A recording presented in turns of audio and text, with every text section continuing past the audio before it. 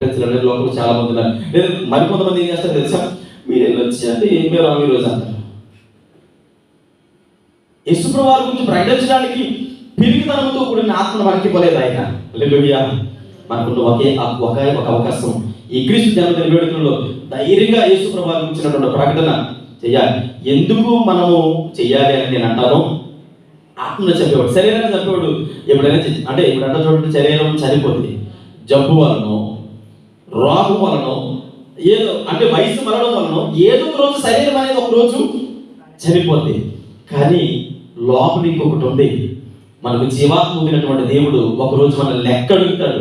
నేను నీకు ఆత్మనిచ్చాను కదా, నిష్కలంకమైన వాడిగా, శ్రేష్టమైన వాడిగా నేను తయారు చేస్తాను కదా, ఇది నన్ను కూర్చున్నటువంటి ప్రకటన చేయడానికి నా సాక్షిగా, నా కుమారుడిగా అనేక కొన్ని వందల ప్రసంగాలు విన్నావు.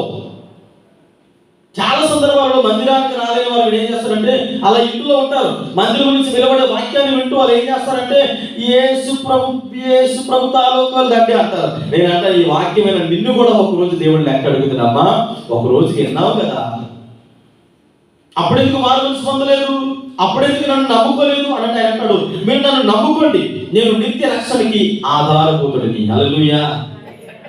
సగవ రక్షణ కాదు, నిత్య రక్షణకి ఆధారభూతుడు. ఆయన కీర్తనీయుడు, ఆయన కొనియాడబడిన అంటే కొనియాడబడడానికి అర్హుడు కనుక, కీర్తికి అర్హుడు కనుక, ఘనతకి అర్హుడు కనుక ఈ క్రిస్మస్ వేడుకలలో ప్రతి ఎంట, ప్రతి నోట, ప్రతి చోట యేసు ప్రభువు గురించినటువంటి కీర్తి ప్రపంచ నలుమూలలో ఏ మూలకైనా వెళ్ళండి, యేసు ప్రభు గురించినటువంటి కీర్తి తారాస్థాయికి వెళ్ళిపోద్ది. హల్లెలూయా.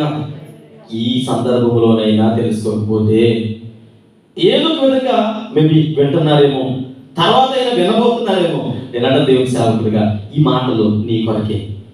యేసు ప్రభువుని నమ్ముకుంటే నీకు నిత్య రక్షణ, పరలోకానికి ఆయనే మార్గం. ఈ లోకంలో ప్రలోభ పెట్టడానికి చాలా మార్గాలు ఉన్నాయి, పెడత్రోవలు నడిపించడానికి చాలా మార్గాలు ఉన్నాయి. అవి ఏవి కూడా వాస్తవాలు కాదు కనుకనే మీ దేహమును చంపేవాడు కాదు. కానీ బైబిల్లో ఎంత శ్రేష్టమైన మాట ఉందంటే దేహమును ఆత్మను చంపేవాడికి భయపడాలి. ఎందుకంటే ఈ ఆత్మకి చావు లేదు. ఎంత చక్కగా చెప్తారంటే, నాకు చిరతనంలో ఇప్పటికి అప్పుడప్పుడు నవ్వుకుంటాను నేను.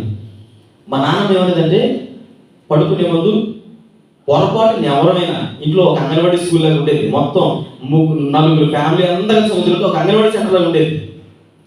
ఎవరైనా పొరపాటుని పడుకునే ముందు మంచినీళ్ళు అడిగారు అనుకోండి, మంచినీళ్ళు అడిగితే ఎవరికైనా తెచ్చివరా ఆడు మంచినీళ్ళు అడుగుతానంటే నేను వెళ్ళను అనుకున్నప్పుడు పుస్తకం పడుకుపోతే కాసేపు అలా ఉండేవారు. 10 నిమిషాలు పోయిన తర్వాత వెళ్ళరా